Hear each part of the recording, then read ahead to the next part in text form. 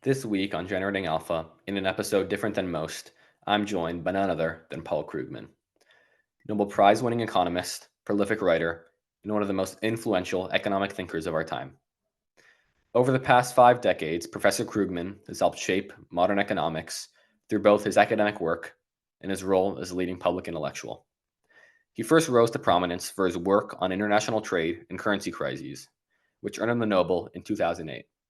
But beyond academia, Krugman became a household name through his long running New York Times column, where he's blended economic insight with sharp commentary on fiscal policy, globalization, inequality, and politics.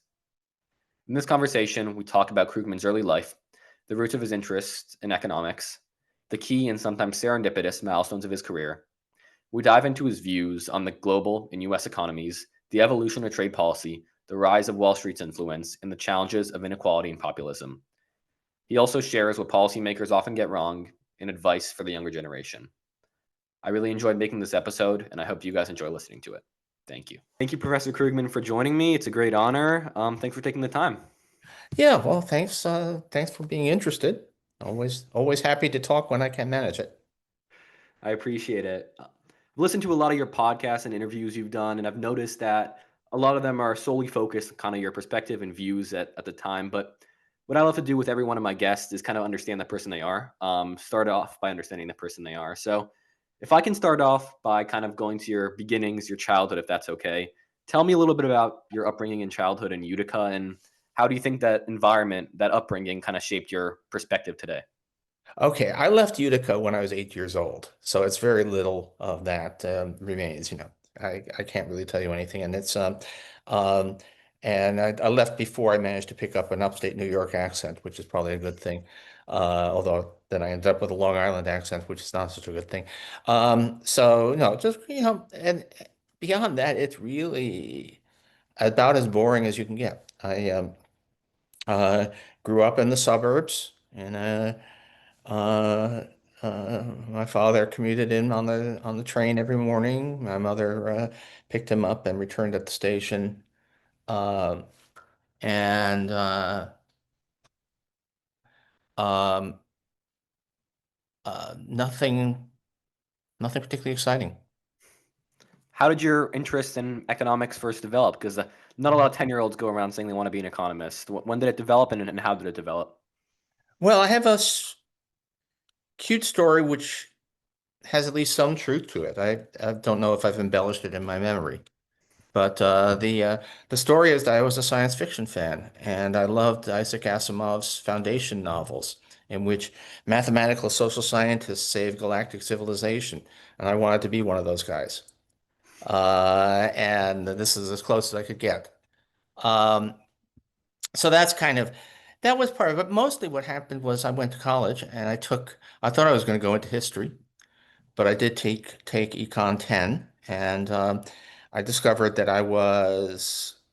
the trouble with history was that, from my point of view, was I wanted to know more about the why and not just what happened. And I happened to luck into, really interesting professors in economics. And I actually took about the same number of history and economics courses in college, but I just was lucky in making, running and having good instructors and it just sort of seemed like the natural path to follow. Looking back on your career, I kind of want to first give my listeners an idea of your career, because you've had a very prolific and successful career. Could you just give me an idea of some of like the key milestones or key moments in your career that kind of you think most impacted like who's sitting in front of me today? Oh, wow. So the first actually was as an undergraduate. Um, I took a course, uh, a, a sort of seminar on resources and stuff from Bill Nordhaus, and apparently impressed him enough as a college junior to that he took me on as a research assistant that summer. So I spent the summer of 1973 working for Bill Nordhaus on energy economics, and which was my, an apprenticeship in doing economics, which was great. And that was probably a critical moment forward. Um, I I went to grad school with um, at MIT with no doubt a big help from Bill's recommendation. And it turned out, although I did a lot of interesting, I studied with Rudy Dornbush, who was a real inspiration to lots of people, and I learned something about doing economics for as a to sort of blend policy and analytic stuff and just generally style of work. But um, again, it was one of those things. I took a short course from Bob Solow on the new monopolistic competition theory. And then when I was in my first year as an assistant professor, something clicked and I said, oh, I bet this could be used for international trade. Went back up to had spend a night visiting Rudy for advice. I, flagged various ideas for research. He said that's the one, and so that was a breakthrough. And then I don't know. After that, uh, presented not the first, but the first really good paper based on that stuff at the NBER Summer Institute in 1979. That really was my breakthrough professionally because that seminar went really well, and uh, spent a year in the government in 82, 83, which was eye-opening. And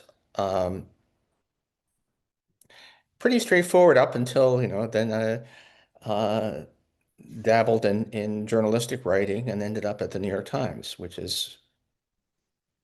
um, was an interesting career break. But it just, I don't know, just most of the time I never felt that it always seemed like it was obvious what to do next. There was some opportunity opening up, uh, and have mostly had mostly had fun along the way, and uh, didn't quite plan to be working as hard as I am at this point, but still doing stuff that seems like it's fun. You talked about that experience in government as being eye-opening. What particular about it? What particularly about it was eye-opening? What did you learn from it? Oh, mostly what you learn is uh, how uh, how ill-informed a lot of government officials are. Now, granted, this was, I was sub-political level, but in the Reagan administration, and it was actually very mixed. What I learned was a lot of the political appointees were completely clueless, had really no understanding of what it was they were doing. I also came away though with a very strong respect for the professional civil service. So, sort of at that point, they sort of the top four levels of each department were political appointees, or top three or four, depending. But once you got to deputy assistant secretary or office director, there were some really, really smart and dedicated people once you got down to that level. So it was interesting. You'd sit in rooms in which the assistant secretary, who was a political appointee, would be talking complete nonsense and would be gently corrected by the staff. It's funny. You talked about kind of what you're doing next not always being obvious, and I sat down with Howard Marks to do a podcast a couple of months ago, and his whole thing is he's really big on the role of luck within his career. So Oh, how would yeah, yeah, that's definitely true. I just want to say that's for sure. I was saying, I didn't feel like I was making hard decisions, but very much just being in the right place with the right person at the right time has always been crucial. yeah, I've everyone who's had success in their career, they've kind of seen that theme, and I've agreed with it. I want to shift a little bit to kind of more perspectives, more views on the global economy. But instead of going kind of present, I want to go a little bit more historical. Your area of expertise that you're most famous for is trade policy. My question is, since the 1970s, there's been many administrations, but how would you, if you had to bucket a couple of those 1970s until today, if you had to bucket into a couple of eras of trade policy, how would you bucket them?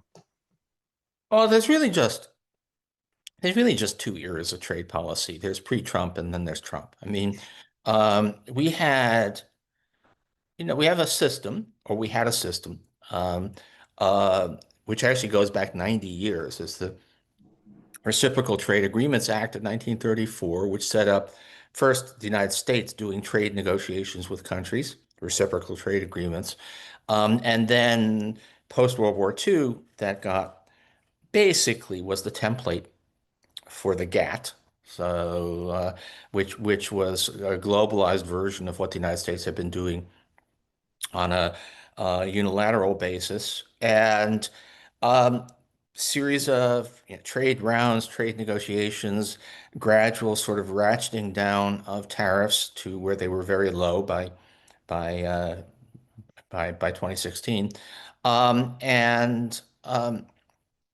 there was mostly continuity. I mean, there were there were differences.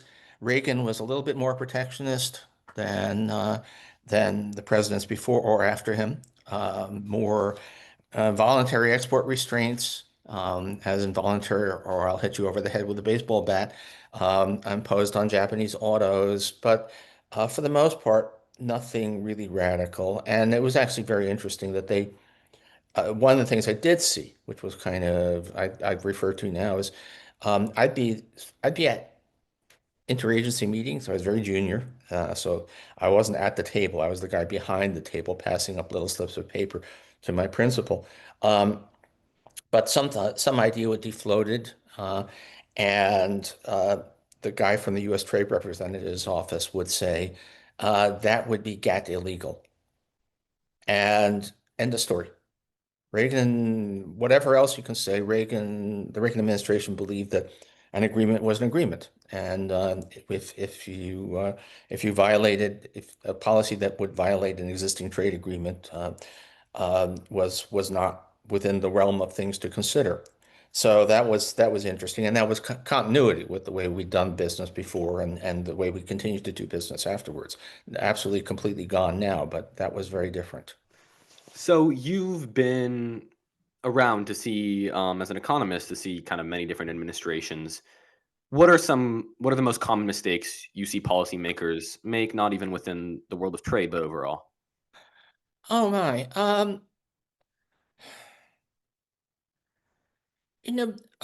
Big mistakes are are rare, because I mean, things I don't like, things I disagree with happen a lot. But um, big mistakes, I can come up with a couple, but they're, up until the financial crisis in 2008, really, certainly federal policy just there wasn't big in terms of macroeconomics. It was um, there were changes in policy, but they really weren't probably that big in terms of macro impact. They were distributional impact for sure, but so I didn't like the Reagan tax cuts, but I wouldn't call them a mistake. They were just an expression of different values. Um, the first um, really big set of what I would call mistakes. Um,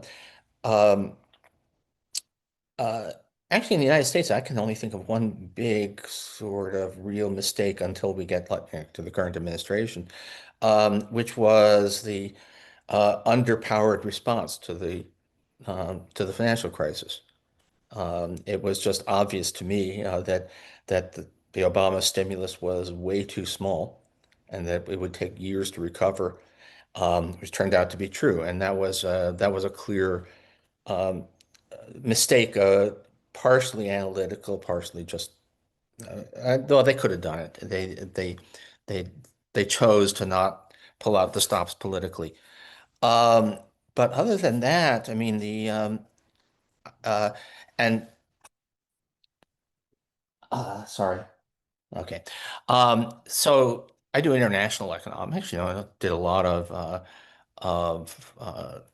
probably much more than most U.S. economists even now think about policies in other countries. And there were lots of mistakes, again, mostly after the financial crisis. The austerity mania in Europe was really, really destructive. But um, it's not the the thing about policy is that under normal circumstances, or what used to be normal circumstances, what the federal government does is usually not that consequential for the economy as a whole. And macro policy is mostly made by the Fed, and the Fed, they make misjudgments, but they're not stupid, and they're open-minded, which makes them very different from the rest of the government. And yeah, I can think of we can talk about places where they got it wrong, but for the most part, I wouldn't think of mistakes as being the core story. Yeah. I want to kind of talking about the GFC. You've witnessed the rise of Wall Street and the growing impact of kind of Wall Street Yeah. and finance on the U.S. economy. What have you seen as the kind of most profound changes on how Wall Street relates to the real economy or influences policy? Well, um, first of all, finance just is huge relative to what it used to be. Yeah. It's an extra 3 points of GDP, but that kind of understates just the amount of financialization. So, uh, we used to have a economy in which the banking system was pretty boring, pretty under control. Also, not especially high power, high prestige thing when I was in grad school, um, sort of the top third of the class got academic jobs. The middle third went to the Fed or international organizations, and the bottom third, poor guys, had to go to Wall Street. And they're the ones who all ended up with five houses and so on. But um, but that was the 1970s. The Yeah, the kind of creativity, mostly destructive, but the creativity and the proliferation and the role of Wall Street in just shaping everything that developed during my working lifetime. It wasn't that way when I started. And what do you like? What do you see as the benefits and costs of it? The finance having such a big role. It's almost all costs. I mean, the famous remark by Paul Samuelson, that the only financial innovation that he saw as a clear benefit was the ATM. It's a little outdated because I think you can now say that payment apps are in the same category of things that people really use and clearly do make life better. As for the rest, gosh, the um, there was a lot of financial innovation, subprime lending, CDOs, all of that stuff, which all helped pave the way for the financial crisis. Um, there's we can go to crypto and all of that, but you know where I stand on that. So I would say it's really hard to point to benefits from all of this expansion of finance. I found that interesting, and it's a perspective that I mean, at least people I've interviewed, obviously they're in finance, so they don't take. Um, on the topic of finance and a lot of people making a lot of money, what's your view on the monetary divide in the kind of U.S. today, and do you think it at all faces like it's at all a threat to democracy? Well, sure, there's a huge divide. I mean, uh, uh, by inequality of both income and wealth is now at levels that are really back to the Gilded Age, and um, it quite obviously threatens democracy. The uh, If uh, um, you look at campaign finance, uh, especially since Citizens United, but even before, the role of extreme wealth in dictating outcomes is pretty pretty shocking. The uh, um, we have a I don't know, it's sort of obvious stuff, but the gravitational pull, you can see that in lots of legislation, see lots of policies. And of course, then we actually had for a little while somebody who had no qualifications other than being immensely rich, Elon Musk, getting to sort of lay waste to large parts of the federal government. So all of that is really destructive and wouldn't be happening if you didn't have so much wealth concentrated in the hands of a few people. At this point, I find myself looking back at the Gilded Age and asking why were the super wealthy of the late 19th century so restrained? I mean, they bought elections and so on, but they never actually tried to undermine the democratic system. And why are today's plutocrats so much worse than I'm missing the days of John D. Rockefeller. Yeah. On that topic, there's been kind of with this wealth divide, there's been a large rise in populism. People like Zoran Mamdani, and on the other side, even candidates like Trump. Are there any policies or legislation that you've seen kind of that you see as directly contributing to the rise of populism?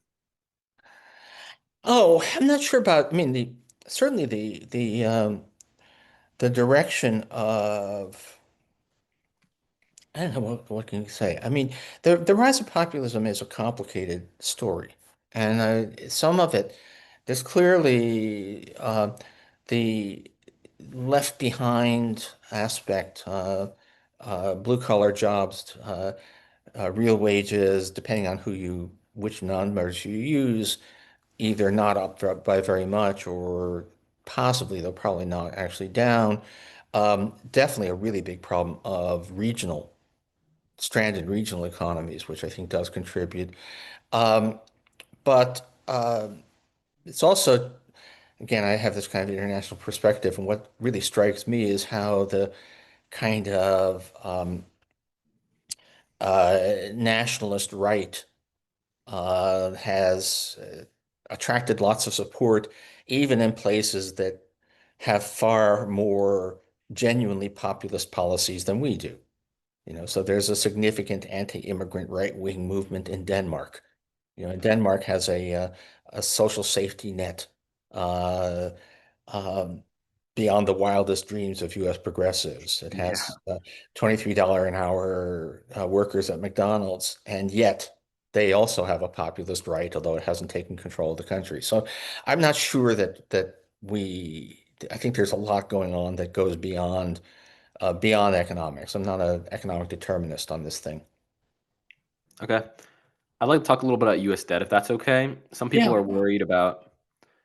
people are worried about U.S. debt levels and its trajectory, and I know kind of your stance on it, but I'd love for you to make it kind of more clear to my audience. Is there a cause for concern right now, and especially if interest rates rise to somewhere like 5, 6, 7%? Okay. Um, what if you try to talk two things? First, uh, historical record is that stable, wealthy countries uh, have historically been able to run up very large debts without a crisis. The you know, we talk about the United States, and we're roughly at as high as U.S. debt has ever been as a share of GDP, roughly where it was at the end of World War II, which can sound alarming, except we never had a debt crisis after World War II. The UK came out of World War II with debt that was 250% of GDP, and they never had a debt crisis. Um, and if you ask, why, the reason is mainly that uh, investors are willing, bond buyers are willing to cut a lot of slack for advanced countries. because they are presumed to be responsible, that in the end, governments will do what is needed. And they're also they're presumed to be competent. That a country like the UK or historically the United States hasn't had a problem collecting taxes. We have a bureaucracy that works. Now, the reason to be concerned about the U.S. right now, yeah, interest payments are up, and there's some mystery about why interest rates are higher than persistently higher than they were. But the biggest reason to worry about a U.S. debt crisis is that are we still that are we still a credible country? Do you really think that the mathematics, the arithmetic of debt is really not that daunting? If the United States were willing to impose a 5% value added tax and do a little bit more aggressive cost control on healthcare, although we've already made more progress than people think on that, uh, we have no problem. We can easily handle where we are. But the question is, given political deadlock, uh, a significant tax hike on the middle class is out of the question. And in fact, we have a current, ruling political party that is doing its best to make tax evasion great again. And acting responsibly just doesn't seem to be on the cards. And uh, so where do you, one of the things that really struck me about Musk and Doge and all of that is there's one area where we know that there's massive waste, fraud, and abuse. Most of it is a myth, but we do know that overpayments to Medicare Advantage plans are a known area of, estimates run as high as 80 billion a year of just overpayments because of insurance companies upcoding uh, their their their patients, and somehow or other that never came up. We're shutting down USAID, we're canceling research at NIH, but profiteering by health insurance companies is apparently off limits. And that's not the kind of political system that would inspire confidence. I want to flip that question that you mentioned earlier on to you. At this point, where we are right now, is the US a credible country? Oh no, we are not remotely a credible country. I mean, and we can talk. I think on the fiscal side, it's a little bit speculative, but I've been paying a lot of attention to obviously tariffs and trade, and I really get driven. I'm astonished that we don't hear more about the fact that everything that has happened since April 2nd is a flat violation of solemn international agreements. I mean, we have a free trade agreement with South Korea, and we've just hit them with 25% tariffs. We have we don't have free trade agreements with Japan or the EU, but we have signed on to multilateral trade agreements. And I actually hadn't ever looked at this before somehow. But why are these agreements and not treaties? And the answer is it's basically procedural. The Some technical stuff, but a treaty is something that's approved by two-thirds of the Senate. An agreement is something that is approved by majorities in the House and the Senate. And so there are technical details, but these are contracts. These are supposed to be legally binding agreements. The United States has agreed, has signed papers, has passed legislation which says that any country that has most favored nation status, which is almost everybody, we have agreed. Our tariff rates on them are bound. We cannot simply go ahead and say, actually, we're going to tariff everything you sell at 30%. Um, and yet we're doing it. And so the United States is a country that can no longer be trusted. It's not even that we don't honor our agreements. We don't even talk about the fact that we have an agreement that we're violating. So uh, why would you want to place any trust in the United States at this point? Even if it's not realistic, what are the steps this administration or another administration, a new one in a couple of years, have to take to make America credible again? Well, we'd have to roll back everything that we've done on trade. We'd have to show some real seriousness about domestic economic policy. Um, it's it takes time. I mean, again, the international stuff. We used to talk about how Latin American countries couldn't borrow in their own currencies, and they were not viewed as credible. Actually, had this had somehow or other somebody came up with the name original sin for their inability to be credible on borrowing. Um, Many of them have graduated past that point. Brazil can now borrow in reais. Um, and but it took decades of reasonably responsible policy to get there. So, uh, I don't know what whoever, even if the next president is somebody reasonable and actually has a reasonable majority in Congress, which in practice, unfortunately, does mean a Democratic majority because it's going to take a long time for the GOP to become a normal party again. But even if the next president is pretty credible and reasonable, it's that won't be enough. We need to have multiple elections in which reasonable people are put in charge of the United States before people trust us again. Do you think this decrease in kind of credibility from the United States is giving rise and opportunity to any specific developing countries?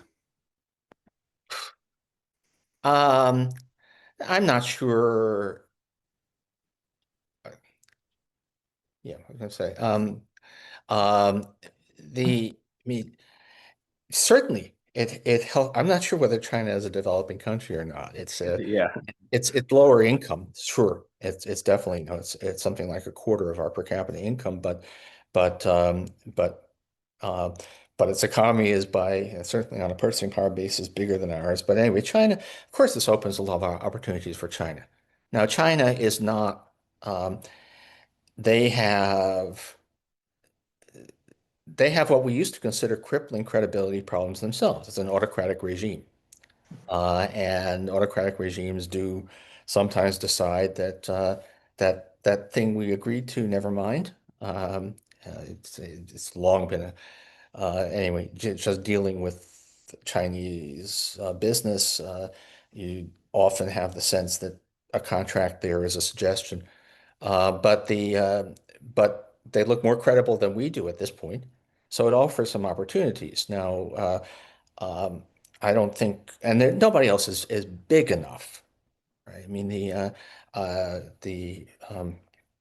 and there are some interesting possibilities opening up for a little bit more independence on the part of big developing countries like Brazil, but uh, no, the only there are three superpowers in the world economically, which is us, China, and the EU, which even now the EU has had some disappointments economically, but it's still a massive economic force, but it's not a politically cohesive force, although more so now than it was a couple of years ago.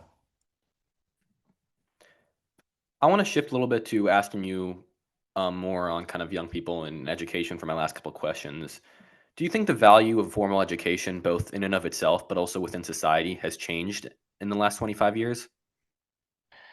That's really hard to answer. I mean, it's true, the college education premium rose a lot in the 80s and 90s and then has been sort of flat since then. Um, the value of a college education, it's a complicated story. It's not clear on the one hand the the formal training you actually get in college is necessarily going to be all that directly relevant. On the other hand, in some ways, I think the fluidity and the constant change probably gives some advantage to the kind of open-mindedness that you can get out of a broad education. But we really don't know. I mean, and everybody um, uh, uh, I liked uh, I read, of course, Noah Smith, and also on in this Substack world, and I like the title more than the content. The content was fine, but the title of his latest, which was "Stop Pretending You Know What the Economic Impact of AI Will Be." Um, we have no idea, but um, I'd say on the whole, there's a lot to be said still for for formal education. A lot to be said for the openness that it can instill. But if you want to say it, is that the only route forward? No. Um, altogether there's a lot more ambiguity and fluidity in our whole system than there used to be. At this point, do you think my generation will be better or worse off than yours? Oh God. I have absolutely no idea. I mean, a lot of it depends upon what you think is going to happen with technology. Is Are we really seeing, forget about uh, the claims about AI, and artificial general intelligence, if that comes along, the answer is that your generation will all be killed by Skynet. But if it really leads to a sustained boom in productivity, then you'll be better off. If it really leads to huge job displacement, which I'm always skeptical about, but there could be a first time. The could be uh, it could be worse off. I do worry, for the United States, if we are going to shut ourselves off from the world, among other things, actually, in some ways, this is. Uh, if we're going to have zero or negative immigration from here on in, that's going to be a real blow to the future living standards of native-born Americans. Yeah, it all depends. There's a lot of depends. I want to ask one question to you that I asked every single one of my guests at the end. One final question. If you had to give one piece of advice to a 15-year-old today, what would it be? Boy, I'm not big on life advice. I would probably say be curious, read a lot. Don't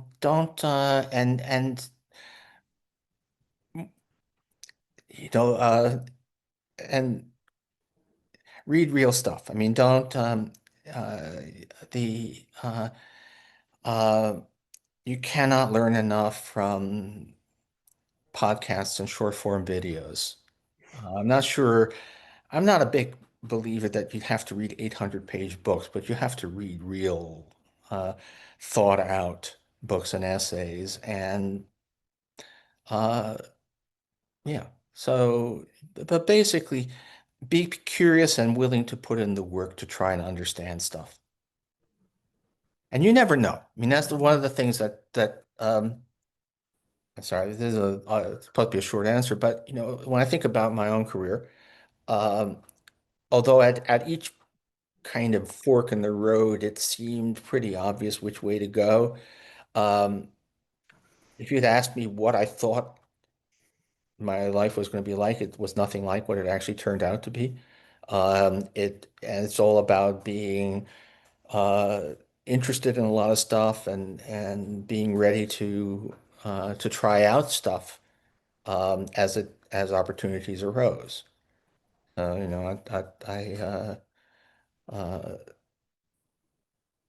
and that's the specific things that happened to me were are not something I can would say try to make that happen to you because there's a lot of luck involved. But being willing and open to what might come along and having enough sort of experience with hard thinking that you can adapt to them. That's a big deal. Long I think that's answer. very. But the fundamental, uh, life philosophy, uh, what the hell do I know? I do think it's very, very, very valuable, though. And I want to thank you for taking the time to do this. Thank you, Great. Professor Krugman. It's been an honor. Okay, good. Take care. You too.